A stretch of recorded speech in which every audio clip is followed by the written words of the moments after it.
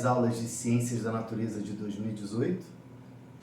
Nesse encontro nós vamos fazer tudo voltar para a sua vida. Vamos resgatar esses momentos com a nossa maravilhosa equipe de Ciências da Natureza, com um tema presente nas nossas vidas e surgindo novas possibilidades que você nem imagina. O tema de hoje é a radiação V.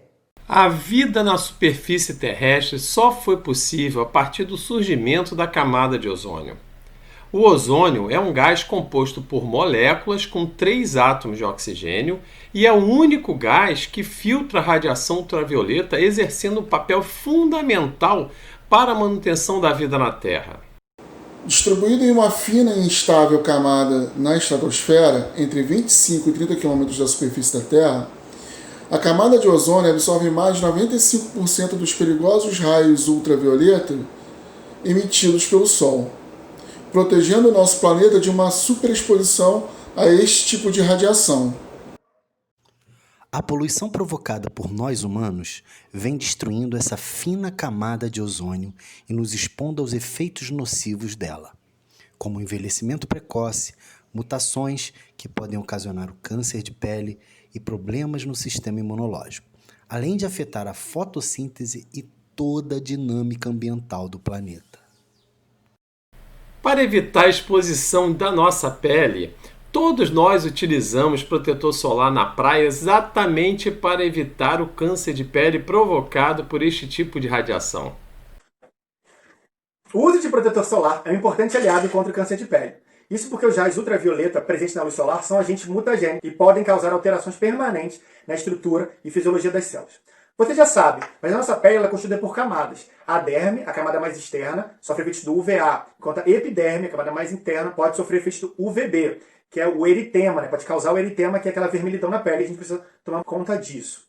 O efeito do filtro solar se dá com uma camada extra de proteção, isso vai variar de acordo com o tipo de fórmula.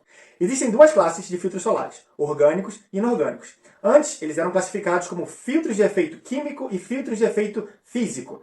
Mas os processos de absorção e reflexão são considerados fenômenos físicos, desde que não haja uma reação química. Então, classificar de acordo com a molécula é uma forma mais sensata. Dentre as moléculas orgânicas utilizadas, podemos citar o ácido para-aminobenzoico, ou PABA. E nos inorgânicos, a gente pode citar, por exemplo, óxidos metálicos, entre eles o óxido de zinco e o óxido de titânio, indicado para pele sensível e também para o uso infantil.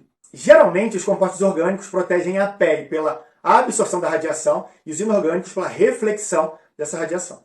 A ação do produto vai depender do FPS, fator de proteção solar, que é quanto vai proteger a sua pele em comparação à pele sem nenhuma proteção, a pele natural. Então, se uma pessoa clara, por exemplo, pode ficar 20 minutos exposta ao sol até que apareçam os primeiros efeitos da radiação, e ela usar um protetor de FPS 15, que está escrito no rótulo, ela é 15 vezes mais protegida. Então, se ela podia ficar 20 minutos, vezes 15, 15 vezes 20, ela pode ficar 300 minutos protegida.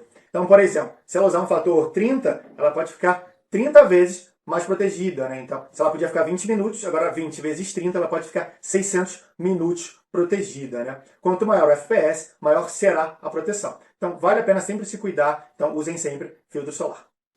As reações da pele à exposição à radiação UV podem ser classificadas como aguda ou crônicas. As reações agudas são aquelas de queimadura, quando alguém vai para a praia e esquece de passar o protetor solar, as queimaduras, o bronzeamento, e isso é ótimo para a produção de vitamina D, se desenvolvem e desaparecem. Já as crônicas estão relacionadas ao fotoenvelhecimento e ao próprio câncer de pele. A diferença entre ambas as reações se deve principalmente ao histórico de exposição da pessoa a diferentes comprimentos de onda, como as radiações UVB, que são cerca de 1000 vezes mais agressivas que a radiação UVA, por exemplo. Então, galera, a luz UV é uma fração do espectro eletromagnético, que inclui o comprimento de onda abaixo da luz visível, aqueles que o olho humano não é capaz de enxergar. Dependendo do comprimento de onda, a luz UV é subdividida em 3 tipos, são esses aqui. É o UVA, com comprimento de onda variando de 320 a 400 nanômetros, ou seja, aquele nanômetro, atenção ao prefixo. UVB, com comprimentos de onda variando de 280 a 320 nanômetros. e UVC, com comprimento de onda variando de 200 a 280 nanômetros. Se liga, ó, todas elas causam danos biológicos. Com o objetivo de se reduzir os impactos da pandemia, o Instituto de Física de São Carlos da USP criou um rodo tecnológico que emite radiação ultravioleta, que evita assim a propagação de bactérias e vírus, como o novo coronavírus, por meio dos sapatos de quem circula no hospital. Esse dispositivo é muito eficaz em superfícies lisas, ou seja, onde não pode ter vírus escondidos. O rodo deve ser passado pelo menos por 1 minuto a cada metro quadrado de superfície a ser descontaminada para garantir, assim, com segurança, a eliminação desse nosso inimigo invisível. Vamos entender como funciona esse rodo tecnológico? O método mais prático para você produzir artificialmente radiação ultravioleta é fazer passar uma corrente elétrica por vapores de mercúrio que estão encerrados dentro de um tubo de vidro especial, conhecido comercialmente como lâmpada germicida. O princípio básico do funcionamento de uma lâmpada germicida é exatamente o mesmo das nossas velhas conhecidas lâmpadas fluorescentes.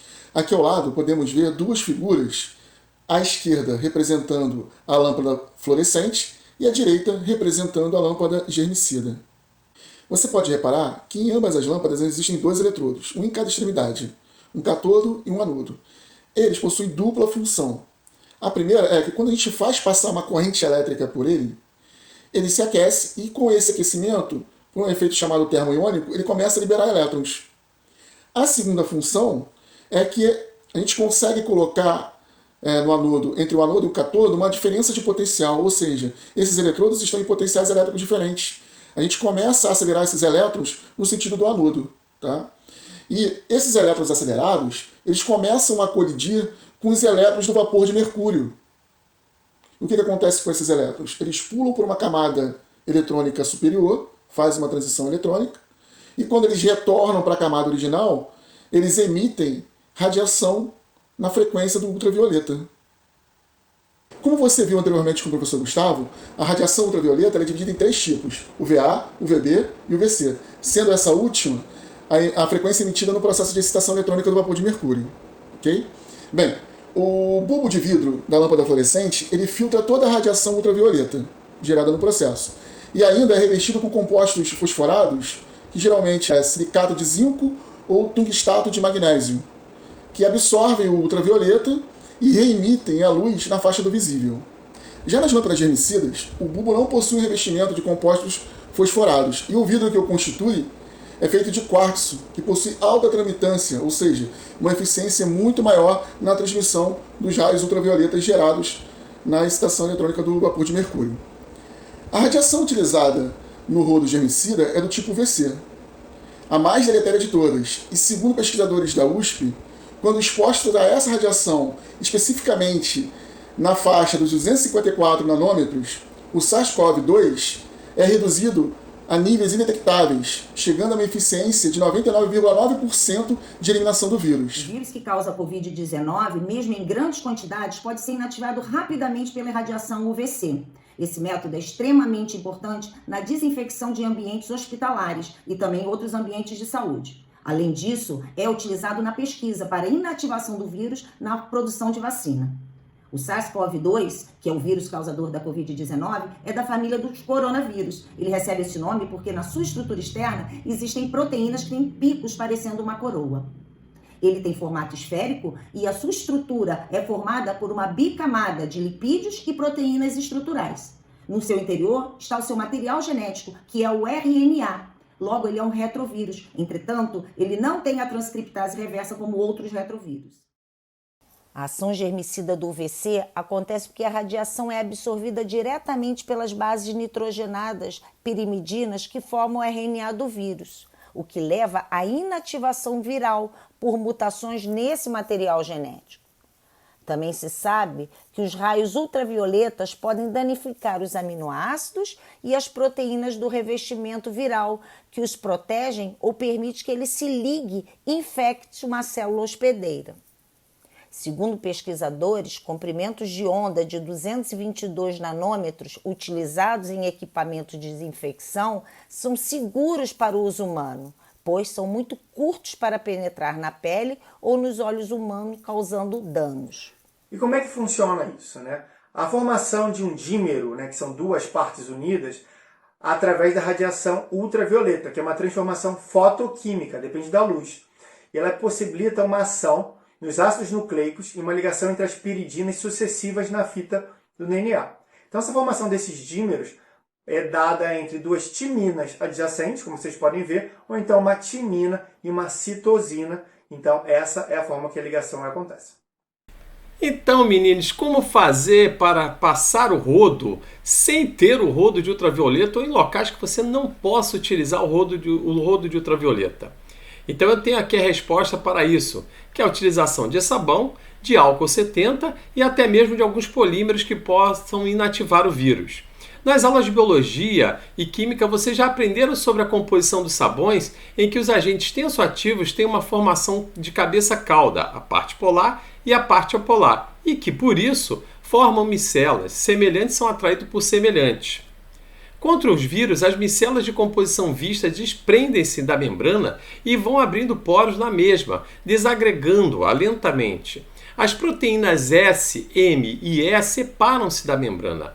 Note-se que sem a proteína S o vírus é incapaz de penetrar numa célula humana, tornando-se não patogênico. Lentamente as proteínas da cápside espalham-se. O RNA do vírus se solta e o vírus vira completamente desagregado e desmontado. Uma vigorosa lavagem das mãos com água corrente não só elimina esses restos dos vírus, como ainda elimina alguns vírus que não foram desagregados por falta de tempo. Mesmo que os restos dos vírus fiquem nas mãos, eles já não são infecciosos e assim se previne a infecção. Então é interessante como age o sabão, né, gente? Ainda para o álcool, embora o sabão seja o agente mais eficiente para a inativação do SARS-CoV-2, o vírus causador do Covid-19, o que podemos fazer se não tivermos água e sabão disponível para lavar as mãos?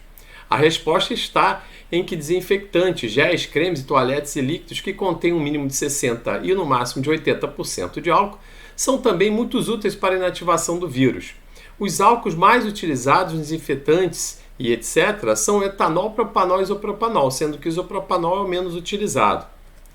Os álcools são eficazes para inativar os vírus porque eles atuam na estrutura da glicoproteína S, desnaturando-a, ou seja, alterando as suas propriedades biológicas, químicas e físicas devido às perturbações causadas na sua estrutura terciária. De um modo geral, a adição de álcools melhora as interações polares locais nas proteínas e enfraquece as interações hidrofóbicas não locais. Isso resulta na desestabilização dos núcleos hidrofóbicos nativos das proteínas e no aumento da formação de ligações locais de hidrogênio álcool-proteína, resultando em proteínas desnaturadas. Logo, você não vai ter mais ativação desse vírus. Ainda assim, podemos utilizar nanopartículas de prata e sílica, que são utilizadas nos polímeros que eu citei inicialmente. A tecnologia é invisível à luz nua e está presente em um tecido composto por nanopartículas 1000 vezes menores do que um grão de areia. Segundo o pesquisador e professor do Instituto de Química da UFSCar, Elson Longo, os cientistas já sabiam que a substância era capaz de matar fungos e bactérias e agora descobriram também a eficiência no combate à Covid-19. Esse composto matou 99,9% do coronavírus e a vantagem deste produto é que ele tem durabilidade de 2 anos, aguenta pressão e aguenta temperatura, explicou o Longo. Segundo o diretor da tecnologia da Nanox, Gustavo Simões, o composto provoca uma reação química que produz um tipo de água oxigenada capaz de eliminar o vírus. Gente, a gente tem muita tecnologia e muita informação contra esse coronavírus atualmente. A ciência utiliza como ninguém o conhecimento em prol da segurança de todos. Com ela, solucionamos os desafios e isso fez toda a diferença para nós, né? Para a nossa humanidade. Inclusive, com ela, com a ciência, sobrevivemos a tantas pandemias do passado. E também vamos passar por essa, tá bom? Espero que tenham gostado.